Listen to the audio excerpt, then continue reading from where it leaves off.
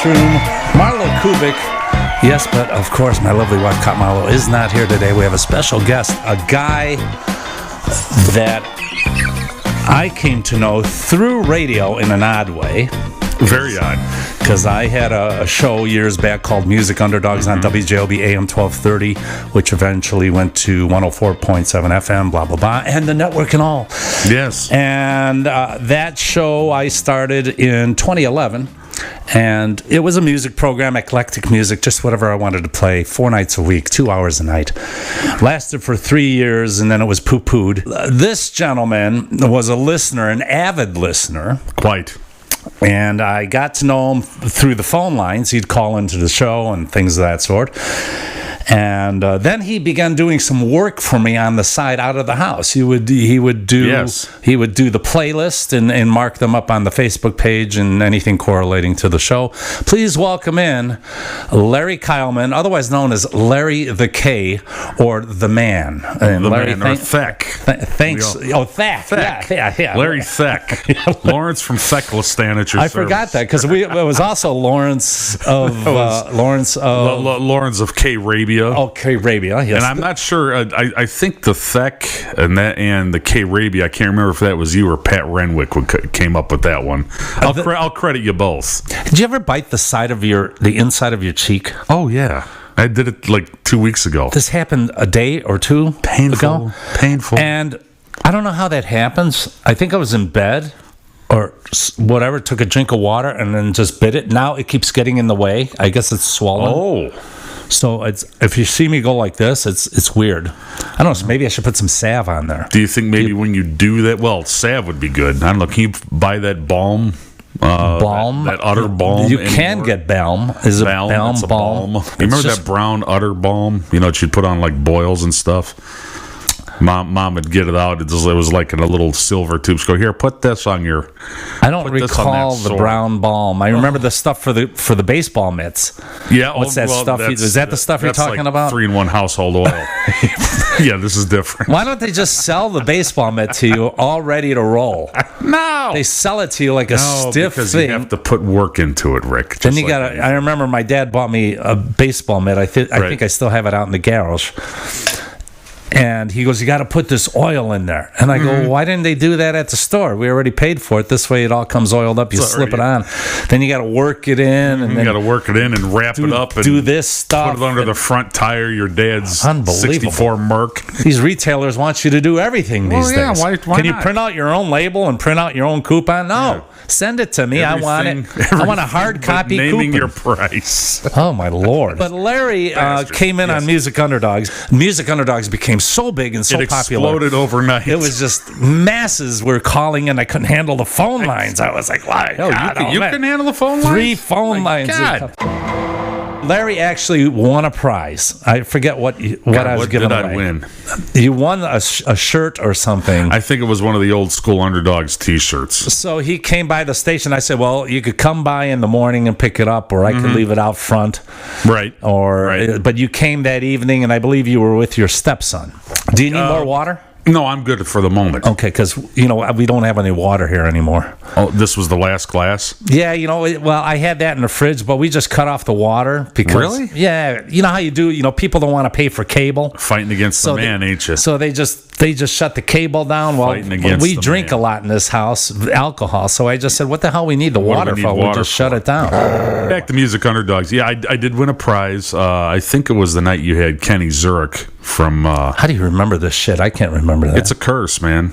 It's a curse. Kenny Zurich was in? Oh, yeah, from Hegwish Records. Hegwish and Big Time Records. Right, and I had worked for him when he ran Big Time Records at different points throughout his tenure there. That's right. And got to be good friends with him, so I called in that night.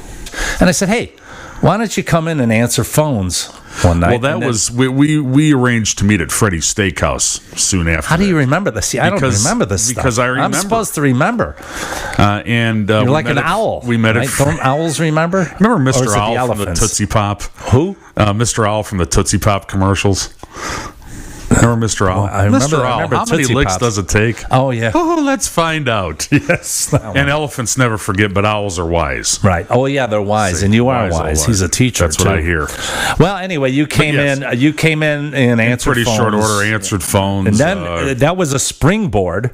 Yes. For your my stellar radio for career. your radio career. So you were there answering phones, and then the owner of the station said, "Oh, I want to do this." And then you had don't tell me, you had the cleanup with Larry. The cleanup with Larry the K. See, I remember that was a morning show for a while. After Jim went off the air, it was like an hour after for all the callers. Because you're cleaning up, and then you actually did clean up after. Then I clean up. Then I would clean the station. You and George had the rear entrance, right? Yes, the rear entrance. The logistics boggle my mind when you say that.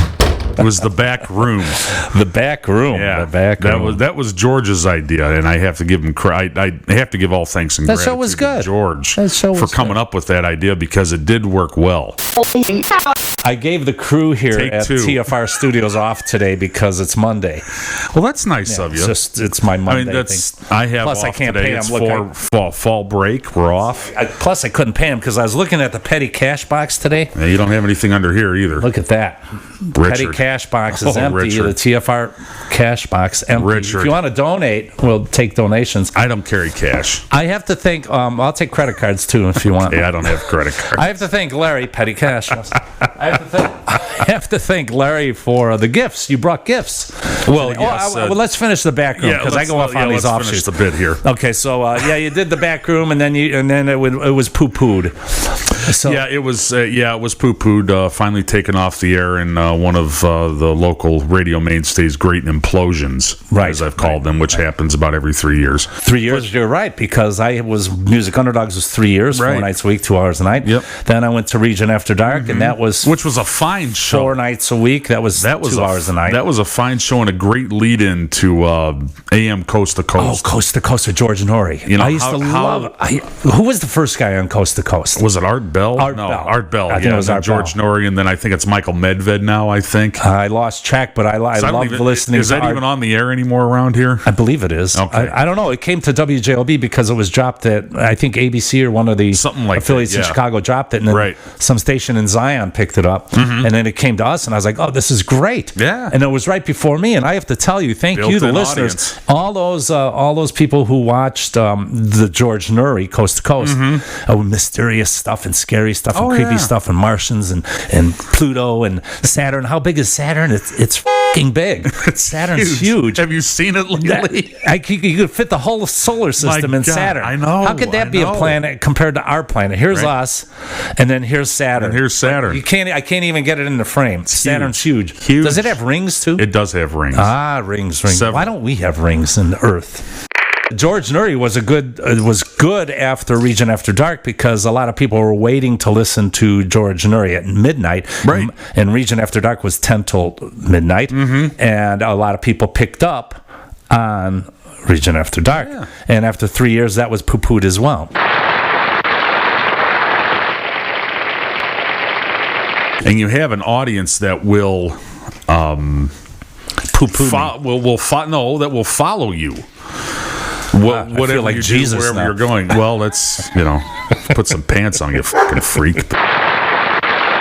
Larry, thank you for bringing some gifts. He brought gifts coming in here into on the TFR set of Brentwood Studios on the show, The Front Room. It was your 62nd birthday? 62nd, yes, Jesus. Thank you. And he brought me a fine bottle of bourbon, which I'm trying to cut back on, and he brought me... after this every time he comes to the house, he brings me the big thing of beer, like the quart. My old man used to always have a quart of beer after work. He'd come home, wrong. He'd have the glass quart, and I still occasionally buy it. He would have the glass bottle. The glass bottle, yeah. And you brought me a large 40-ouncer, right? Yes. The can of my favorite Miller High Life. Talking about drinking, and we were talking when we were in the green room before that. Yes. How do you like that green room? I like what you've done with it. Yeah. I heard through the grapevine that you're on the wagon. I'm currently on the wagon, yes. Now, is this for a cleansing period? It's just, I think at some point the alcohol was not doing me any favors. Not that I was getting smashed every time I drank. But it was potency. I understand the that. tolerance was getting high. Right. And that's hey, if you don't feel good, it's okay to stop for a while. And I had stopped in the mid-90s for about 3 years because I was seriously concerned about my health at that point. Now I just don't give a shit. Well, about 3 weeks ago, I went on a cleansing. You did? I did a cleansing, yeah. It was on a Thursday.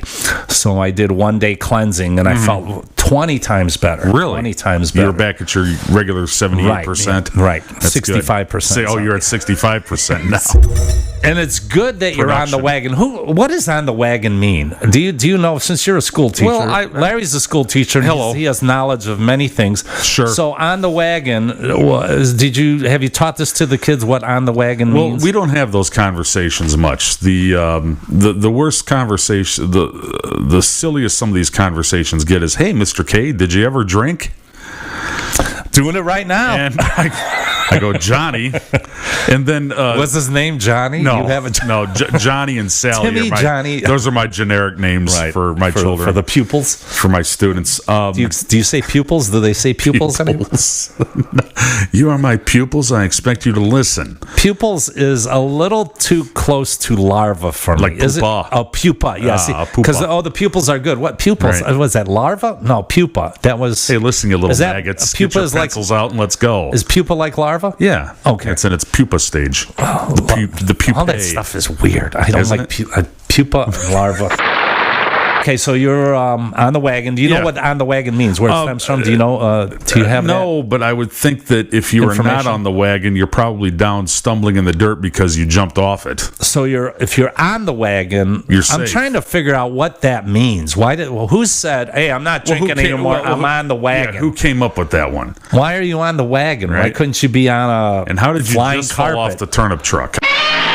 I heard you're dieting. You're trying to cut back a little bit on dieting. I don't think I'm eating as much. I heard that through the National Enquirer that you were dieting. Really? So you sent in your rider, and your rider's right here. Oh yes. So your rider. So on the rider, since all this is happening, you're. I don't have to have any booze for you. Right, no booze. Usually, I don't have to have any milk, no food. Did you get the 12-pack of NyQuil though? It didn't stipulate that. Shit, I gotta talk your to manager screwed up. My manager, right? So as far as that goes, I don't have to supply anything, and this is the last bit of water. And it's the last bit of water. I shared the water with you, so you're good. Thank you for sharing your water. So, good for that. That has a little bit of backwash in there, just a little bit. I did taste it. It's good to have you here. This is the first time you've been on the Frunch Room, and I know. And let's see, I'm your third Larry, I think. Third Larry. I'm your third Larry. Well, you had Larry Meisowitz. Oh, and then I had Lorenzo. Lorenzo. And I don't think any people really know his real name. I do. I know you do. Well, you're in show business. Well, I know his real first name. I don't know his last name. I know his last name, but I'm not sure. I'll tell you that off air. I'll have to look at that. Right. Yeah, I'm your third Larry, which is probably better than the fourth Larry. Well, you don't want to be the fourth. It's kind of like being a Beatle. You're in the top three, at least. Right, so exactly. I'm in the top three Larrys that you know. Since you brought gifts, I have gifts for you. I have a gift for you. Okay. Is it the Walter Brennan box set? No. Is it the Melissa Etheridge socialization kit? I don't have that. Where do you get those? Specialty toy stores in the area. Hold on. Don't look. Okay, I'm trying not to. I'm going to come around here. I'll stare. This is the official. Lift up your hairpiece there. Oh, yes. Because I like nostalgia. I like to go back in time. Yes. And bring stuff back. I want to present Larry with this. It's the official TFR Coke spoon. See, and I have one too. Was this made by our friend from San Diego? This is good God. Now mine, I have to get mine fitted. I had yours specially made. I appreciate it. Back in the 70s, dudes used to had the vials. They had the vials on the a little vial or a little spoon, right? And you just go a little tootski. So these are the a little larger these days. Sergeant Square Nuts. Look at this. You know. So I hope you enjoy that. I will. I will. I'm not a user of but it's fashionable. We're bringing back the fashion. Inflatable drugs. Right. Hey, you never know if maybe it might be at the soup store and in a pinch you need a ladle type. You never know these things. This is amazing. I will cherish this forever. Why is the G silent. And now you're a teacher. Do you teach English at all? No. What do you teach? I speak it though. Yes, thank God. And read it. But the H, why is the G? Who thought of the GHT? I eat. Like thought. Like, Regata. because you ever hear someone say, Right. wrought iron railing? Mm-hmm. It's rugged. Well, I hear a lot of people say Roth iron railing. You got into that Roth iron Yeah, railing? you got one of them Roth iron railings. It's rot. Been suffering from old Same timers. with if you want draught beer. Draught beer. Yeah, who That was always a weird spelling. I go, why is there draught beer? Can I have a draft? DRAFT. Draft. Who orders draught beer? Why do they sometimes spell it like Miller Genuine GH is a Draft? draft? DRAFT. Because it's easier than the Draught. DRAUGT. The GHT silence. Then it'd be Miller Genuine. See, this is why the language is so screwed up. I think that's a complication between standard English, British, yes, because they have the tire, TYRE, tire. Yeah, we just didn't throw their T in the harbor. We threw in all the fucking vowels and everything with it too. Right. I have a way we can make some money. Now get a load of this. This is a true story. There is a region in Italy, an Italian region that is offering $27,000 for you to move there. Really? You can make $27,000 just by moving to Italy. Now get a load of this. This is Really? true. This is true. This is true. I have an actual article. I didn't make this up. Okay. This is news. This is, of course, it's about 6 weeks old. Well, it's new to me. Yeah, there's an underpopulated mountainous region a few hours east of Rome that is looking to fill its villages, and they are offering more than $27,000 per person, USD, American, okay, for people to come and move there. Donato Toma, the president of Molise. Okay, so Molise is the name of the disease town. I had as a child, denatotoma. Oh, yeah, now you're a teacher. Yes. Do you have the geography prowess of knowing where Molise is? Yes. They are giving newcomers $774 per month over 3 years to live in its village. But it comes with conditions. Here we go. According to this report, the village must have a population of fewer than 2,000 residents for new residents to be eligible. All right, that's already confusing me.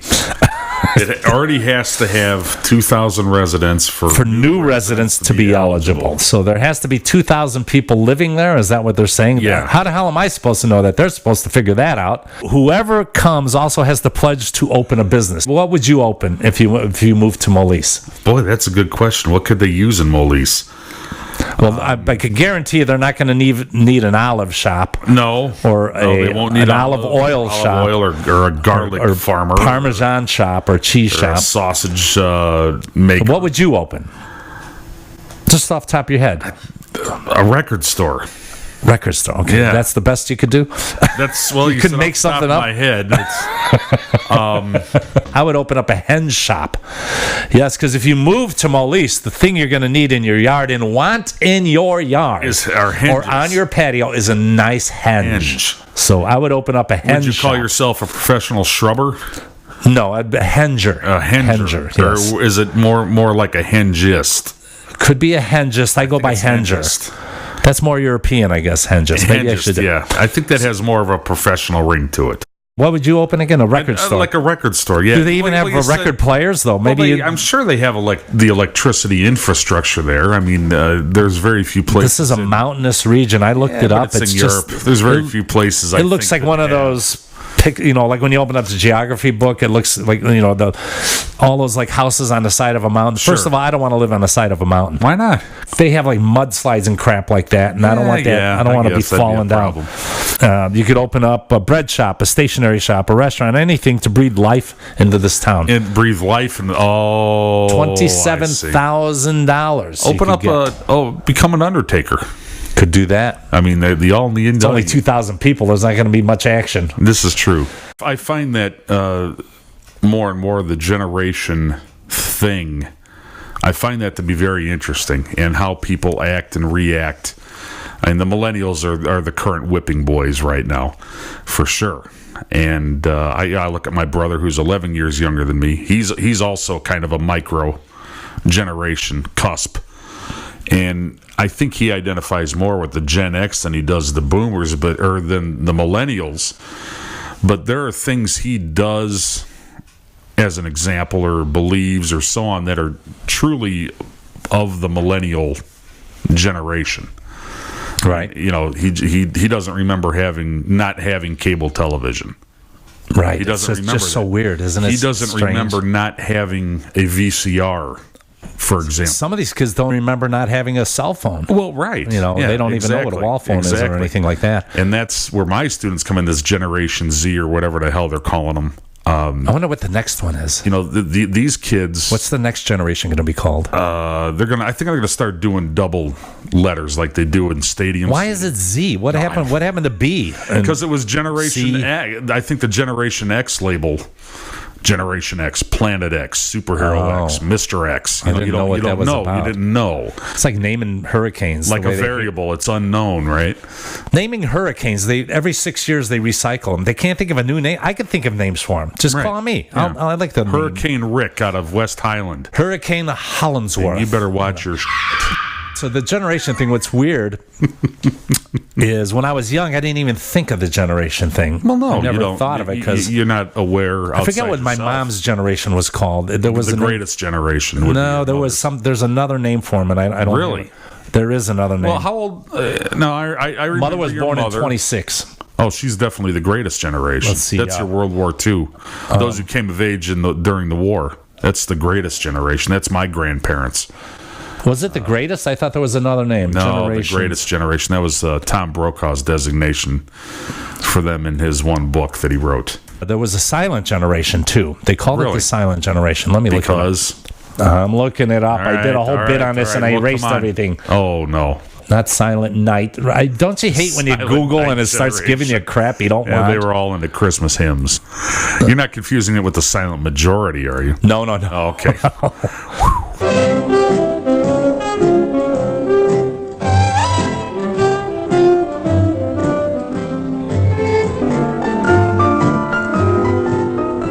Okay, so there's different names. Okay, Gen Z.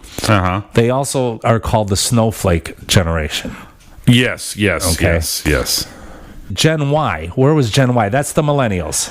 Gen Y would be a millennial. I would also think it comes in between the X and the millennial. They have different names, though. See, they have some are called echo boomers with the millennials. These are other names they have. Echo boomers. Gen X, that's you. Yep. All right. It's Silent Gen generation. X. The 13 years, they call them 13 years. And they call you the baby busters. There's other names. Now, baby boomers, right, that's from 1946 to 64. So cuspers were called cuspers sometimes. Yeah. Yep. Now, here it is from 1925 to 1945. What did you say, the greatest? The greatest generation. Okay, here's what originally it was called. It was called the silent generation. Okay. The traditionalist, the lucky few, and the builders. That's Australian, though. Forget that. Okay. Let's see. Between 28 to 45. Here, 1901 to 24 was the greatest generation. Really? 1901. That was the First World War, more or less. Oh, I didn't know the First World War was included in that. Oh, well, that makes a lot of sense. So the World War II generation is the greatest generation. And that's between... The silent generation... After 1925. Is after 25, where they do what parents are expected of them. And from what I'm reading here, because I think we're reading the same thing. Right. They just went with the flow, didn't buck the system, as it were. Right. I'm very so that was you? What, me? You didn't buck the system. I'm always bucking the system, man. I don't like the man on my back. Mother bucker. All right, so there we go with the generations. Now let me get back to my generation talk. So as you were saying, with the kids today, it's very hard to explain, and I think as our parents did with us, and as if we have kids or young people that we've taken under our wing, it's very hard for us to explain how things were. And I'm finding that out more and more, because some of them don't want to hear it. Right. Just like we didn't want to hear it. I didn't want to hear it. My dad used to tell me we didn't have television. Now, I remember You might remember not having a TV. No, we always had TV. So I was born in 57. My dad had a TV by then. Sure, I'm not sure what type of TV. I've seen pictures or home movies where You the remember TV's in the black and background. white television. We did have black and white. Yep. So the very first television I remember, the earliest I remember as a kid, I would say was 4. All right. Yeah. The very first time I remember seeing something, it was my mom ironing. It was the weirdest thing, but I was sitting on the dining room floor and I looked up and I could see my mom. It was kind of like that fisheye look, Sure. And Mom was ironing right there in the dining room of our. She moved the table over, set up the ironing board, and blah blah blah. As one does. That's earliest I remember, and I remember television always having a TV, so you could relate that to kids not having cell phones or whatever today. So I can't put them down because they weren't around. We had the TV black and white, and I remember we had those. It was a console. The TV was a console, Zenith. My dad was a big Zenith guy. Has to be Zenith. And it looked like a piece of furniture, blonde wood. My mom was going through the blonde wood. Her phase. The blonde wood phase. And it had the TV weighed a freaking ton. All right. The TV. Let's move the TV. You need 3 guys. Right. And it was always lopsided because and find the nearest outlet. But the thing is, my mom had that TV with the legs like this. That's right on. Like the Jetson legs. And those legs broke easily. Oh yeah, They looked cool, but they weren't very durable. They weren't structured. So I remember my mom. I want that TV over here. We can't because the plug's right there. It was always like that. But I remember that TV. I remember black and white and wanting color. And I remember at one time they used to sell the sheet you could put over the screen. Right. Yeah. That would make it look like a color. filter. Yep. Yeah. I don't remember having a black and white television. Well, 72. By the time you remembered, what was the first thing you remember as a kid? What's the first thing you remember? The first thing that sticks out is my cousin's wedding at St. Joseph's in Munster. How much did you give? How much did I give? I was the ring bearer, and I hated being in that tux. I don't remember having a black and white TV in the houses we lived in. That was borne out by some of the old Super 8s that my grandfather would take, family pictures, pictures around the house, stuff like that. But I do know just from reading and being aware of culture, TV culture, black and whites were being pumped out as much as color TVs at that point, for sure. Probably they were cheaper because they were cheaper because they were selling because people couldn't afford it. Black and white console televisions. The last one rolled off the line in 1978, and I think it was Zenith. So they were still making them, right? But again, who had one? Who wanted my black mom and white? Wanted color so badly. Yeah. We got a color TV. I would say by 68. I think we had a color TV. 67, 68. I can't remember exactly. Right. Another console. This way, off the blonde wood into the darker wood. Nice very 70s, solid legs. It was still heavy as freaking hell. Sure. Because those tubes were lopsided. You'd pick it up and always on the flip. Yeah. Because I don't know what the hell that tube was made out of, but like lead in the front. A lot of glass. I remember my mom, once we got the color TV, I go, Mom, they're going to show this movie I want to watch. She goes, it's black and white. We're not watching black and white. Yeah. She wouldn't watch, like if an Alfred Hitchcock thing came on. Yeah. We're not watching that. We got a color TV. I want to watch color. I want to watch color television. We're not watching the premiere of Psycho, son. It's like this. Just so weird, man. Just so weird. It's odd. I think, and I think the comedian Dennis Leary said this, and I believed. I love him. It made sense what he said, and I believe it to this day. You think of someone in my generation, Cott's Generation X, right? We remember a time without cable. We remember a time without cell phones. We don't remember a time without television, for sure, right? Then I think of my parents, the boomer generation, and maybe even those in that little cusp that you're a part of. You may remember not having a television. My father remembers not having a television, and he's the youngest of 3. Then I think of my grandparents, the greatest generation, the side, whatever. They certainly remember not having television.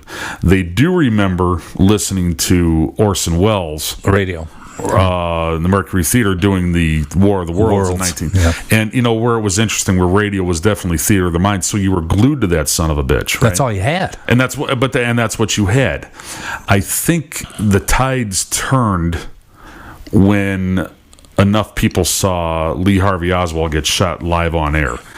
And this is where Dennis Leary picks up. He says, well, shit, I got to watch this now. Who knows what's going to happen on the camera tomorrow? That was maybe good enough for boomers and the greatest generation, the silent generation. And that's, several years ago when I was taking care and living with my grandmother, we had a lightning strike near our house.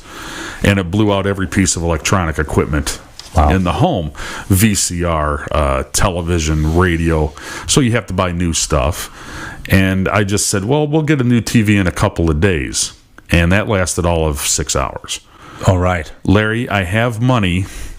And I was just going to buy the television. Larry, I have money here. Just go get us a TV. Grandma, you can't wait a day. No.